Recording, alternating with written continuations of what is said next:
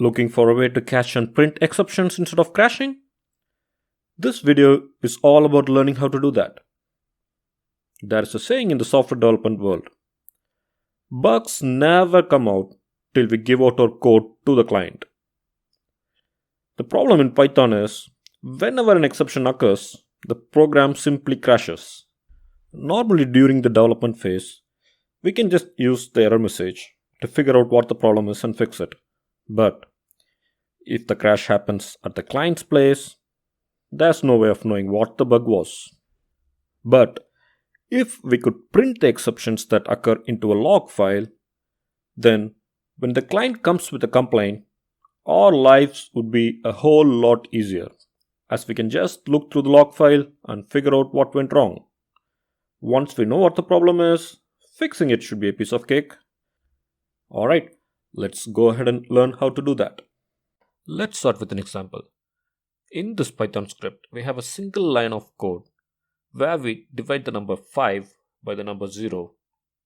Let's try running this code and see what happens, shall we? As you can see, our code crashed with an error message. So, how do we catch this error message and print it? Let's see, shall we? To deal with exceptions, the Python programming language gives us the try except blocks. The main idea is we keep all the code that might produce an exception inside the try block. Now when an exception occurs, the execution of the program will suddenly switch to the code inside the except block and start executing from there. Have a look at this next Python script. Here, we have placed this problematic line of code inside the try block. We also have an except block where we do some printing. Let's explore the except block one line at a time. Here, the first line consists of 3 parts. The first part here is the except keyword, which tells the Python interpreter that if something breaks in the try block, then it should jump to this particular line of code.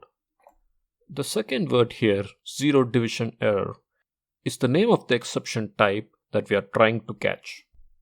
And the third part simply gives a name to the exception object that we just got. In this case, we use the letter E as a name for the exception object.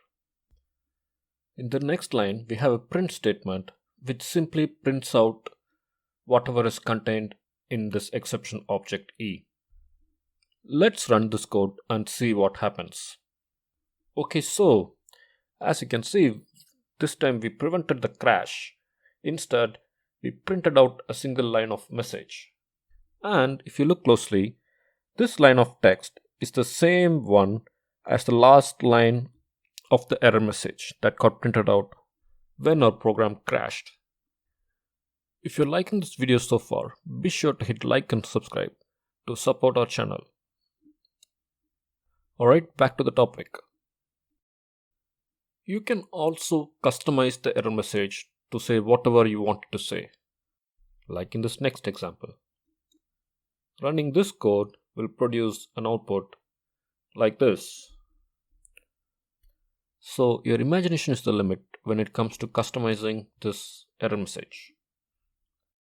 Okay, wait, there is one problem that we haven't solved yet.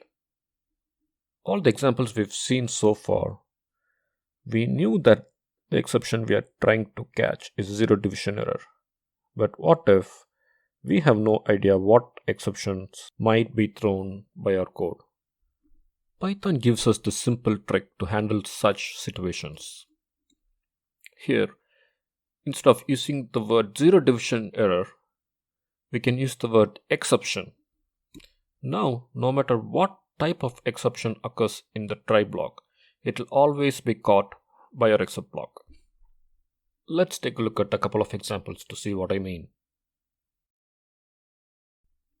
In this first example here, we just changed the word zero division error by the word exception. And when we run the code, it runs just fine and we get the same result as before.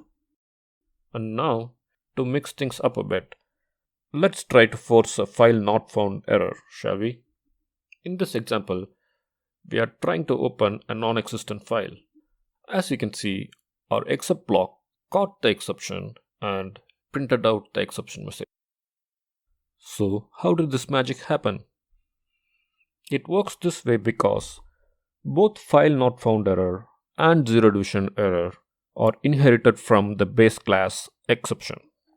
So just like a giraffe and a tiger are both animals, file not found error and zero division error are both exceptions.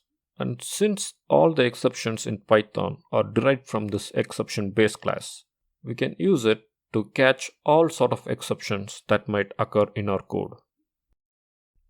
Also, I must warn you, use this trick as your last resort. I assure you, the other programmers in your team won't be happy if they see this code being given out to clients, as it shows that you have no clue what kind of exception is going to occur in your own code, and you're just trying to sweep things under the rug. Also, one more thing I would like to point out here is that with this code, we can only print out the last line in the error message. Say you want to print out some other part of the error message. How can you do that? Of course, the first step is learning what clues are hidden inside this error message and how to effectively use it to debug our code.